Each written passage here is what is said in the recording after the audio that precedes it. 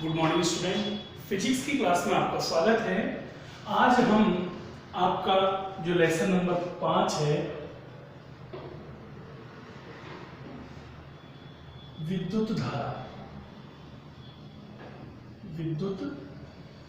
धारा इससे संबंधित अध्ययन करेंगे कि विद्युत धारा आपकी क्या होती है, ये किस तरीके से इसको मापा जाता है, किस तरीके से हम इससे संबंधित और भी जो इसके प्रकल्प हैं उनके बारे में स्टडी करेंगे।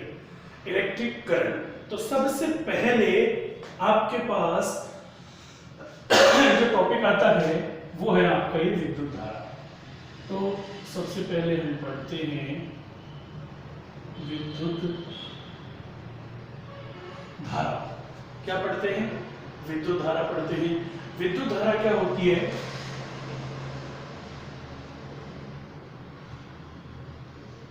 आवेश के प्रवाह की सतत दर को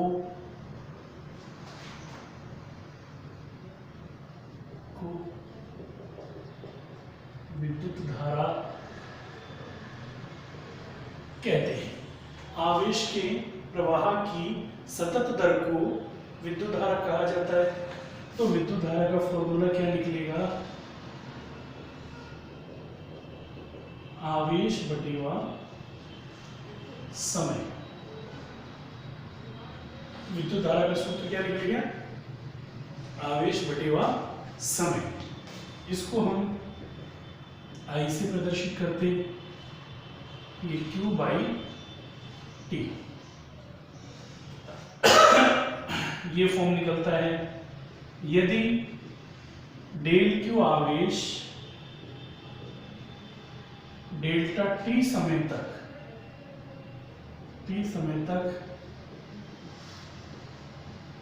प्रवाहित होता है तो I बराबर आपके पास del Q upon delta T. तो ये तो आपके पास सामान्य विद्युत धारा हो गई कि आवेश के प्रवाह की सतत दर को हम क्या कहेंगे? विद्युत धारा कहते हैं।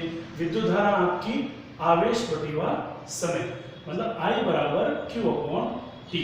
यदि डेल्टा Q आवेश हमारा डेल्टा टी समय तक प्रवाहित होता है तो आपके पास I बराबर आ जाता है del Q upon delta T. अब इसके अलावा धारा का एक और रूप यहाँ पे निकलता है जिसे कहते हैं तात्क्षणिक धारा।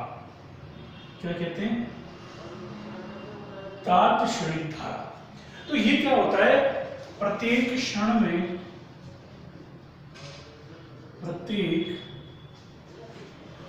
में प्रवाहित होने वाली धारा को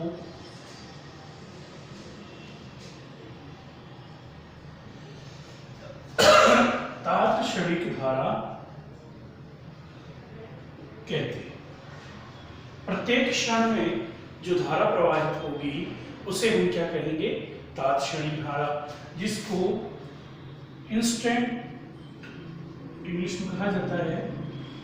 तो I इक्वल टू आपके पास limit delta T tends to 0 del Q upon delta T.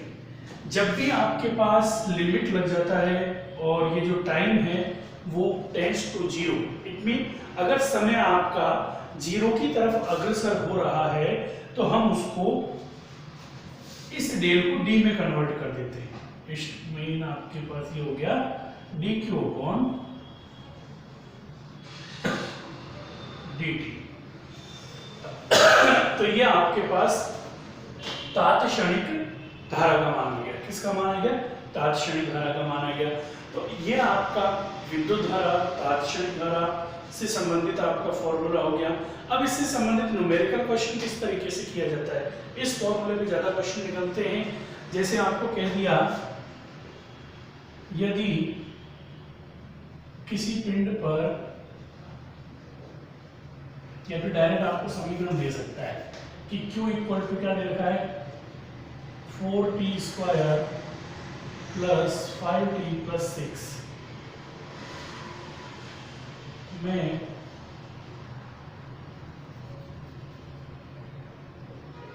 t बराबर 1 सेकेंड पर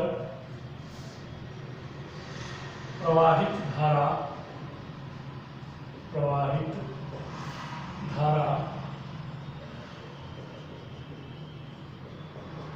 ज्ञात करें।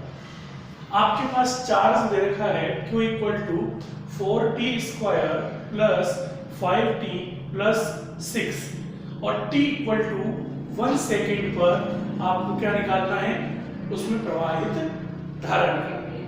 तो अब यहाँ पे आप इसको सॉल्व करोगे तो कैसे करोगे? हम जानते हैं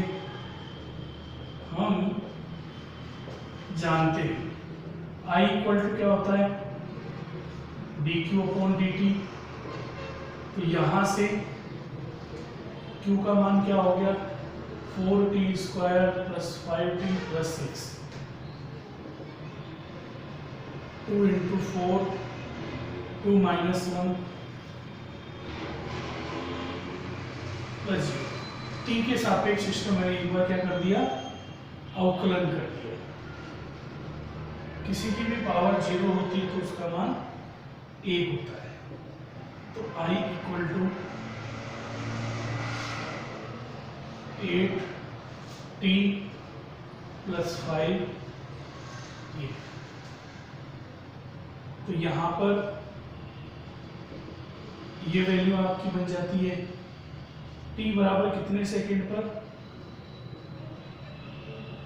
1 सेकंड पर। तो I बराबर 13 एम्पियर। तो ये 13 एम्पियर करंट उसके अंदर फ्लो होता है। तो इस तरीके से हम किसी भी न्यूमेरिकल क्वेश्चन को कर सकते हैं। इसके अलावा यहाँ पर कुछ एक पॉइंट्स आपको ध्यान रखने हैं कि ये जो विद्युत धारा है ये आपकी कैसी राशि होती है, प्रादेशिक राशि होती है। अगर प्रदिश ऑप्शन नहीं मिलता है तो आप अदिश भी इसको कर सकते हो, लेकिन मूलतः इसको प्रदिश में गिना जाता है। इसके अलावा ये जो विद्युत धारा है इसका मात्रक एम्पियर होता है। इसे हम एमीटर से मापते हैं, एमीटर से मापते हैं और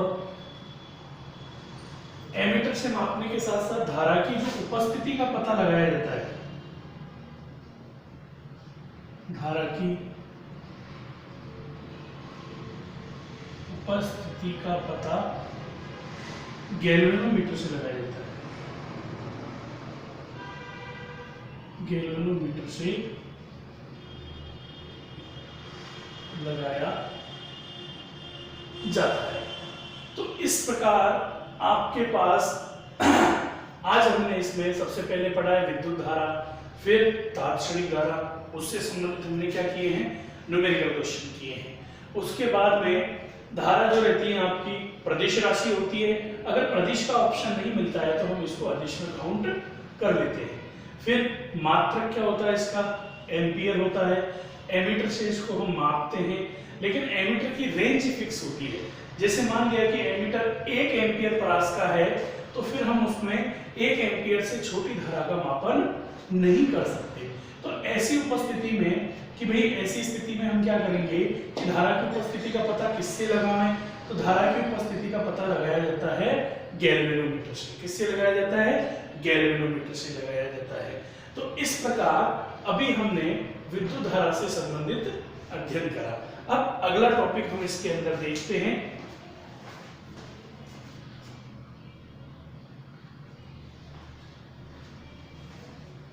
इसके बाद में आपके पास नया टॉपिक जो आता है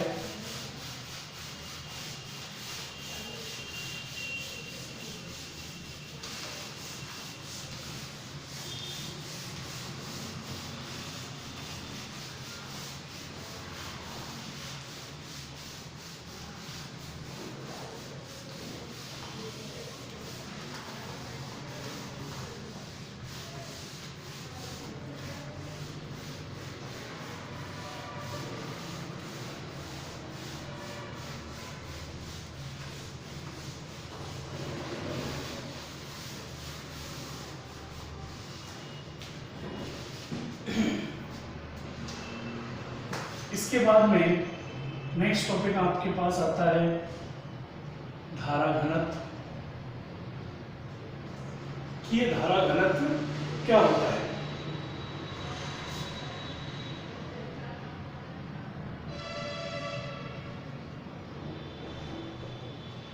काट क्षेत्रफल के लंबवत प्रवाहित धारा ही धारा घनत्व कहलाती है। धारा घनत्व कहलाती है। अब यहां से धारा घनत्व इक्वल टू धारा बटेगा क्षेत्रफल।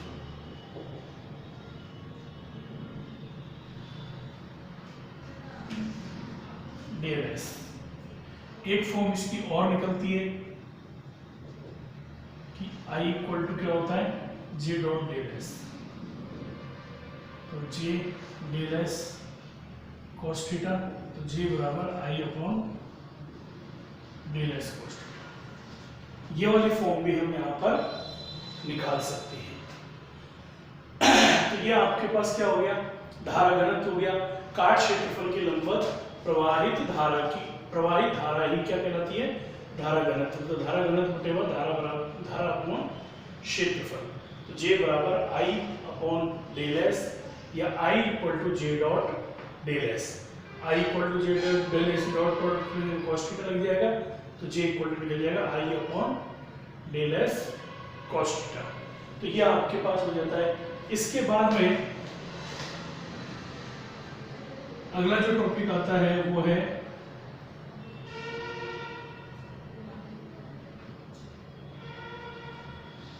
अपवाह वेग व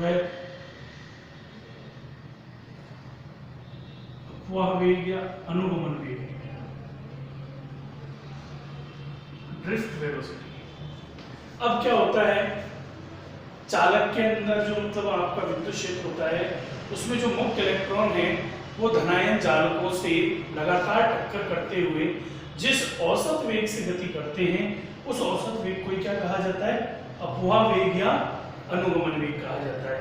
तो हम इसमें लिख सकते हैं विद्युत क्षेत्र में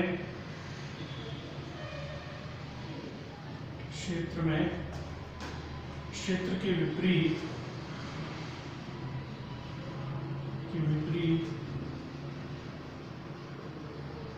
चालक के मुक्त इलेक्ट्रॉन धनायन चालकों से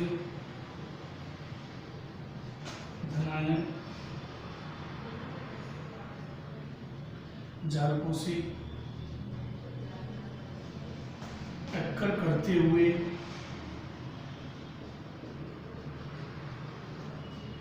जिस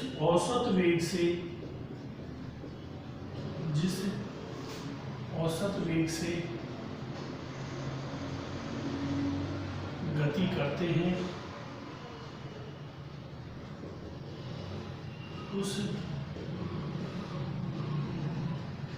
उस औसत वेग को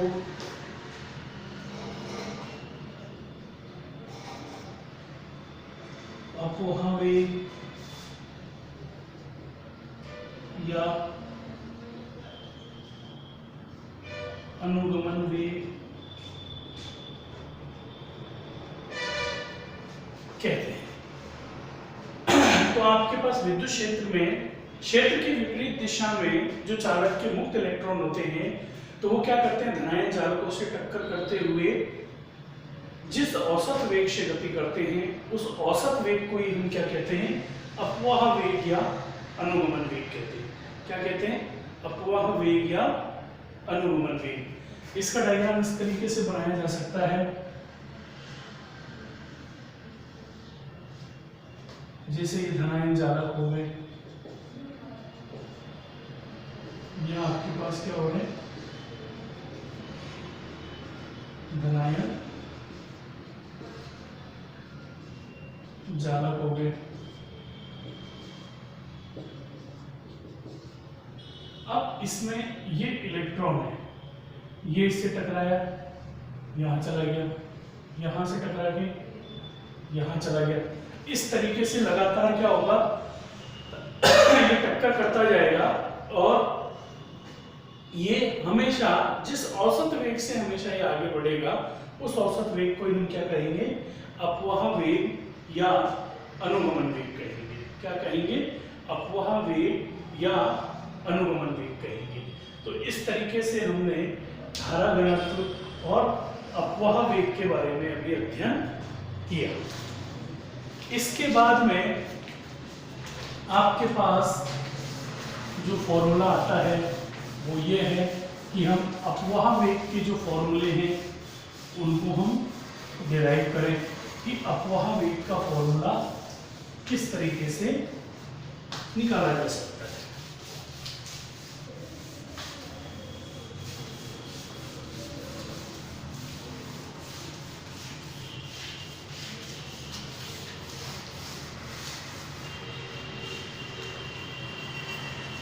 अपवाह वेग के सूत्र के लिए इस तरीके से सॉल्व करेंगे इसको।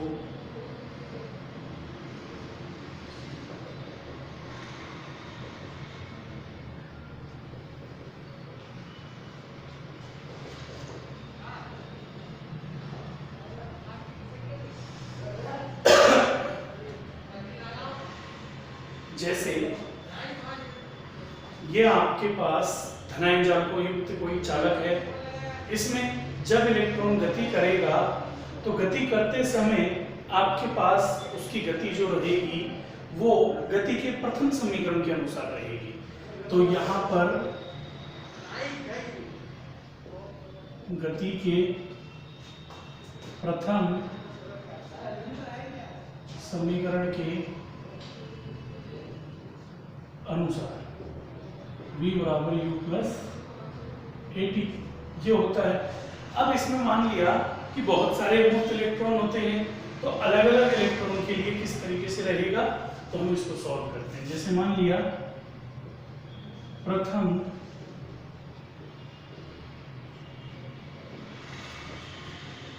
इलेक्ट्रॉन के लिए v1 बराबर u1 प्लस at1, द्वितीय इलेक्ट्रॉन के लिए u2 plus at2,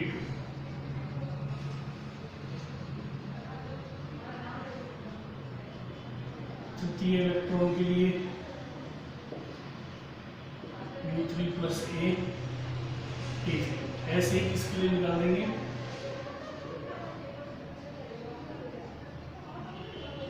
n electron के लिए un प्लस at। अब यहां से ये अलग अलग इलेक्ट्रॉन के लिए क्या आ गए, वेग आ गए। तो अब इसके अनुसार मुझे क्या निकालना है, अपवाह वेग। तो यहां से आपको पता है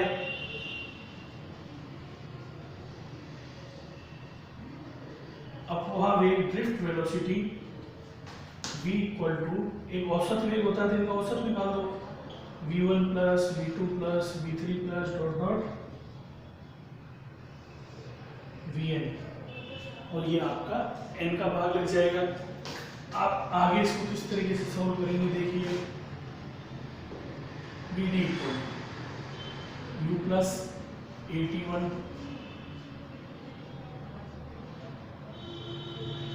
u2 plus at2 u3 plus at3 और un प्लस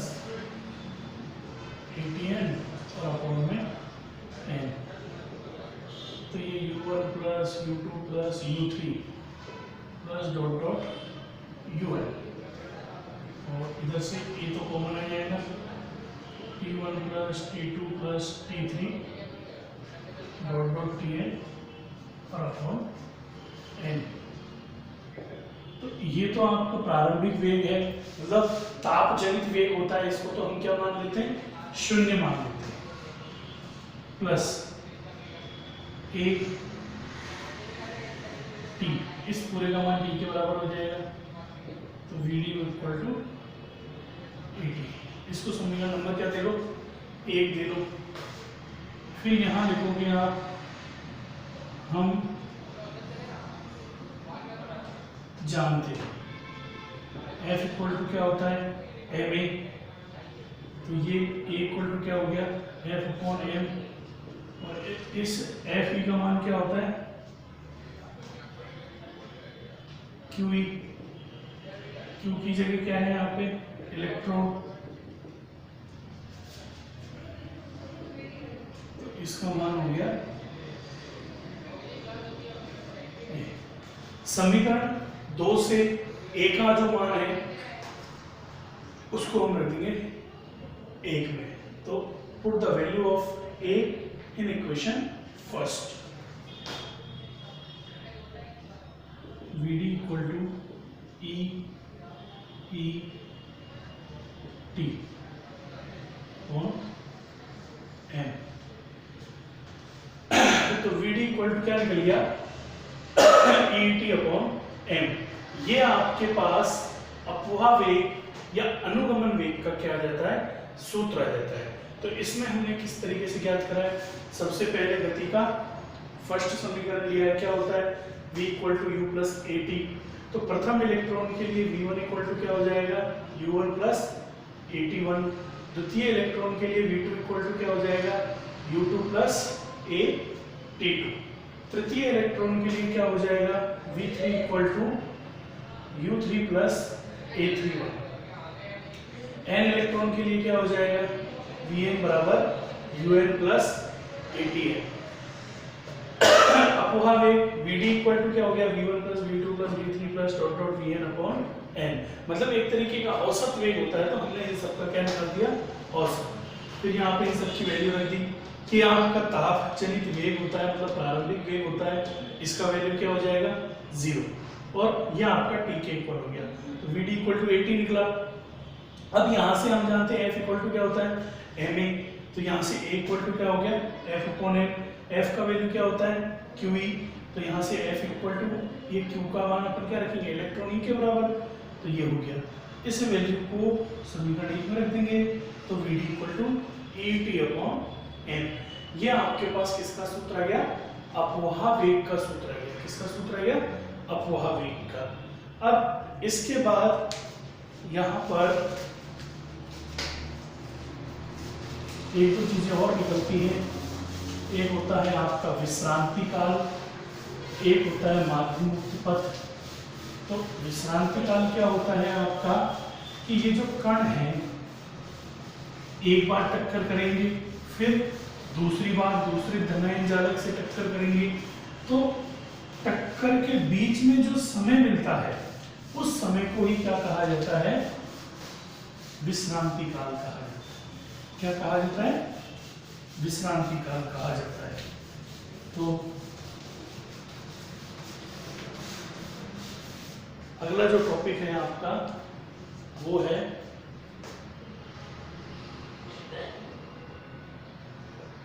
विश्रांति काल। तो इसमें निकल सकता है अपवाह वेग में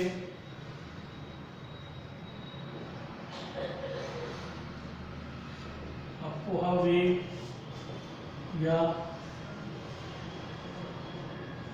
अनुगमन वेग में दो क्रमागत टक्करों के बीच लगा समय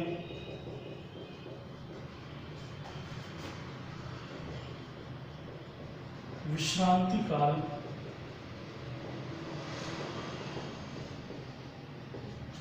कहलाता है।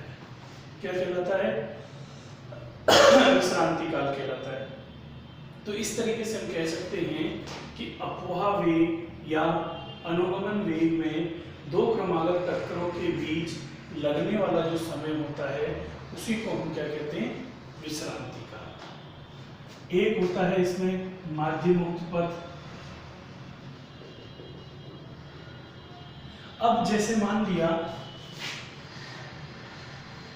कि प्रथम धनायन जालक यहाँ है, दूसरा धनायन जालक यहाँ है, यहाँ से इलेक्ट्रॉन इससे टकराया, फिर यहाँ जाके टकराएगा। तो इस जो मतलब है ना, ये जो आपके पास बीच में प्रथम टक्कर से द्वितीय टक्कर के बीच में जितना उसने जो पथ तय किया है, उस पथ को हम क्या कहते हैं? माध्य मुक्त पथ। इसमें लिख सकते हैं दो क्रमागत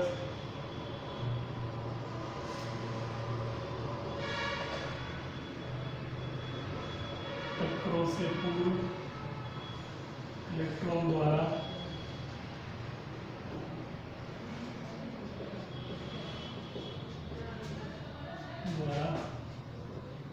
तय किया गया पथ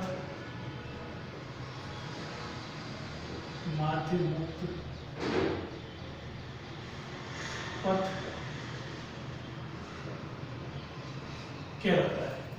तो दो क्रमागत टक्करों से पूर्व इलेक्ट्रॉन द्वारा तय किया गया पथ क्या कहलाएगा?